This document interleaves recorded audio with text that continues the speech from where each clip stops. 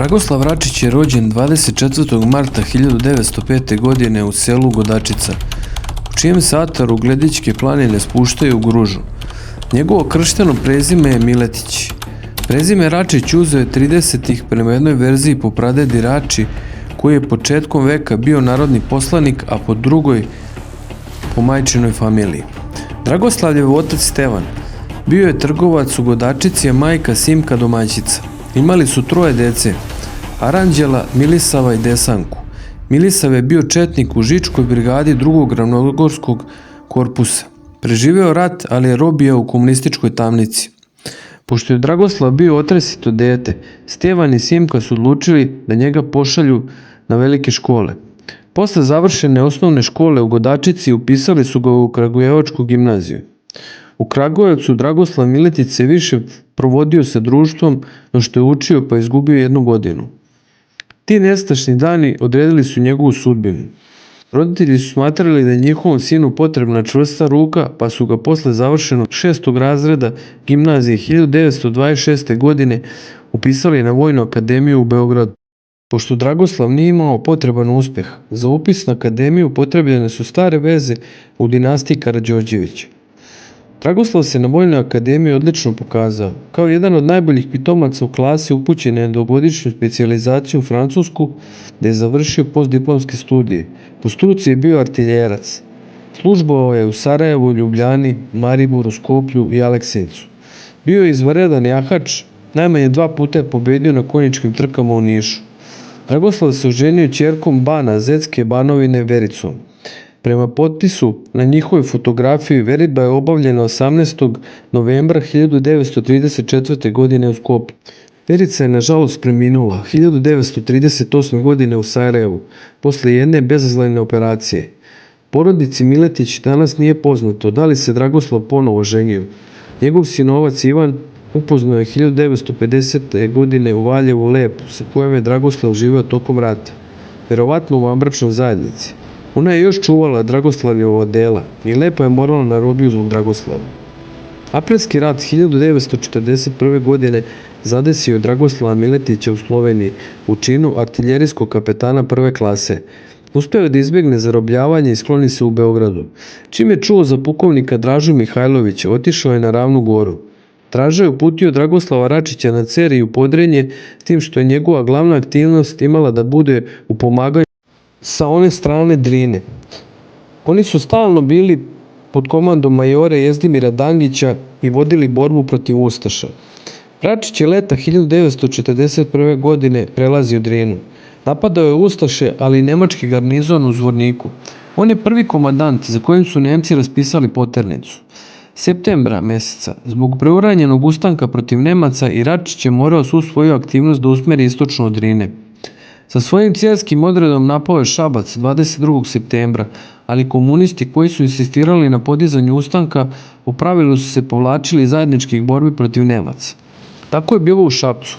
Cijelski odred je uspeo da savlada Nemce utvrđene u fabrici Zorka, pa čak i da dođe do centra grada, ali je zbog izdaje komunističkih partizana morao da se povuče. Pod pritiskom Nemaca, koji je iz Srema došla u pomoć i kompletna 342. divizija, Račićeva jedinica se povlačila prema Ceru. Nemačka ofanziva još nije bila prošla kada su četnike s leđa napale skoncentrisane komunističke jedinice počeo od 31. oktobra. Pukovnik Mihajlović uspeo je da pasivizira Nemce pregovorima u selu Divci 11. novembra da bi organizao kontranapad protiv komunista. Na čelu tog kontranapada vidimo kapetana Dragoslava Račića sa ciljskim i za ovu priliku gružanskim odredom. Komunisti su potučeni na Jelenu, a zatim gonjeni do ispred Čačka. Nemačke ofanzive koje su sledile nakratko su zaustavile građanski rat. Komunisti su se povukli na zapad u italijansku okupacionu zonu, a četnici su se sklonili u planine. Račićeva jedinica, sada Cerska brigada, prešla je u Drinu da bi još jednom pomogla majoru Jezdimiru Dangiću. Dangić je imao da izdrži napad 2 nemačke divizije i udruženih ustaša i komunista. Pred nadmoćnijim neprijateljem četnici su narednih meseci gubili pozicije. Najzad je Račić morao da se povuče istočno od Drine, dok je Dangić pao u nemačko zarobljeništvo. Istočna Bosna bila je izgubljena proleća 1942. godine, ali su već u leto četnici ponovo bili na svome. Drugu polovinu 1942. i prvu polovinu 1943. godine Dragoslav Račić posvećuje jačanju svoje jedinice. Dobio je čin majora i oformio elitni cerski korpus. U selu Savković podigao je crkvu posvećenu knezu Lazaru koja i danas postoji, a u selu Gornje Kušlje zgradu osnovne škole. Glasila cerskog korpusa, Glas cera i Uljez, humoristički list, u ovo vreme izlaze bez prekida. Oba ova lista uređivao je književnik Janko Tufekđić, unuk Janka Veselinovića, a članke je povremeno objavljivao i Dragoslav Račić. U zimu 1942. na 1943. Nemci su manjim akcijama specijalnih jedinica pokušavali da zarobe Račića, ali bez uspeha. Leta 1943. godine majora Dragoslava Račića vidimo na čelu severnog krila u velikoj četničkoj ofanzivi u susret očekivanom savezničkom iskrcavanju. Račić je oslobodio Ljuboviju i druga manja mesta sa desne strane Drine, a zatim nastavio da goni Nemce i ustaše prema Sarajevu. Leteće brigade Cerskog, Mačvanskog, Javolskog korpusa borile su se protiv Nemaca i ustaša na Sukovcu, kada ih je sa desnog boka napao komunistički 3. korpus, a sa levog komunistička 5. divizija. Četnike su sa leđa uporno napadali Nemci sa svojim novim svežim snagama. U kritičnoj situaciji četničke jedinice uspjele su da se povuku na polazne položaje bez većih gubitaka. Odmah posle ovog general Draža Mihajlović naredio da se obrazuju krupnije jedinice za odbranu Srbije od komunista, koji su međuvremeno ojačali blagodareći engleskoj pomoći. Majora Dragoslava Račića najpre vidimo na čelu Cersko-Majevičke grupe korpusa, a zatim od proleća 1944. godine kao komadanta 4. grupe Jurišnog korpusa. Bila je to najelitnija i najbrojnija četnička jedinica, sastavljena najpre od 5, a potom i od 7 jurišnih korpusa. Ovi jurišni korpusi formirani su od najboljih brigada iz postojećih korpusa. Pod Račićevu komandu kao komandanti jurišnih korpusa tada su došli kapetani Predrag Raković, Nikola Kalabić, Vojislav Tufekđić, Milomir Kolarević i Miloš Marković. Načelnik Račićevog štaba bio je kapetan Neško Nedić. Prema jednom dokumentu s kraja juna 1944. godine, kada je imala 5 jurišnih korpusa, brojno stanje 4. grupe jurišnih korpusa iznosilo je čak 8000 ljudi. Svaka od ukupno 14 brigada trebala je da ima 560 vojnika, 1 do 5 lakih i 1 do 5 teških bacača, kao i 15 do 30 automatskih oružja. 4. jurišna grupa korpusa, ojačana lokalnim jedinicama, teško je porazila komunističke divizije koje su pod komandom Koče Popovića i engleskog majora Johna Henikera, Majora iz Toplice prodrle do Padina, Kopaonika i Goča. Od 5. do 27. jula komunisti su neprekidno gonjeni sve do Radan planine. Račić je zatim vratio na Kopaonik da sačeka novu grupu komunističkih divizija koje su pod komandom Peke Dapčića dolazile iz pravca zapada. Operativna grupa divizija sastava 2, 5 i divizija 17. Sa promenljivom srećom Račić se borio protiv ovih divizija tokom avgusta, sve dok se nisu vratile preko Ibra u Dragačevo. Račić kreće za njima, ali nailazi na još jednu komunističku grupu koja je upravo prešla Drinu, a to je 1. proletarska i 6. lička divizija. Do novog velikog sukoba došlo je na Jelovoj gori kod Užica 8. septembra. Prvog dana komunisti su se povukli pred celovitim jurišom zbog ogromne vatrene premoći partizana.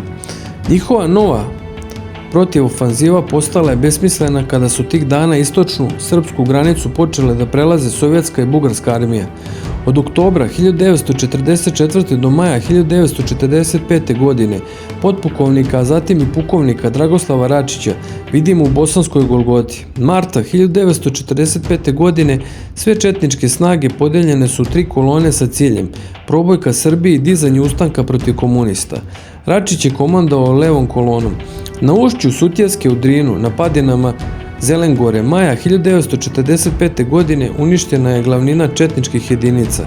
Od tada imalo se ravnati po traženom naređenju, po trojkama, petorkama, desetinama, kako se može i snagom svog ličnog zalaganja i umenja produžiti svaki na svoju nadležnu teritoriju. Nastavite borbu za dobro našega naroda. Račić je prešao Drinu jesen 1945. godine sa 13 pratilaca. Došao je u selo Savković iznad Ljubovije na svoju negdašnju teritoriju. Vidoje Obradović, sin uglednog domaćina Petka Obradovića, napravio je u svom dvorištu zemunicu u kojoj su se oni skrivali tokom dana do novembra. Komunistima je odao jedan stariji čovjek u zamenu za život sina koga su oni držali u zatvoru u Šapcu. Oko 30 komunista je opkolilo zemunicu u kojoj se tada Račić nalazio sa dvojicom pratilaca, Velizarom Velom Tešićem iz sela Brnjac kod Loznice i Jezdimirom Rakićem iz sela Zalazi u Bosni. Umjesto da se predaju, Račić i Vela Tešicu potrčali iz zemunice sa bombama u rukama, ali su ih rafali pokosili. Jezdimir Rakić je teško ranjen u samoj zemunici. Izvučen je napolje i odmah ubijen. Tijela Vele Tešića i Jezdimira Rakića sahranila je porodica Simić iz sela Košlje preko puta svog imanja i danas se zna gde su njihovi grobovi. Potom su Račića izložili u Ljuboviji. Sahranili su ga u Vrbaku pored grada, tačno na onom mjestu gdje se danas nalazi autobuska stanica. Bilo je to 27. novembra 1945. godine.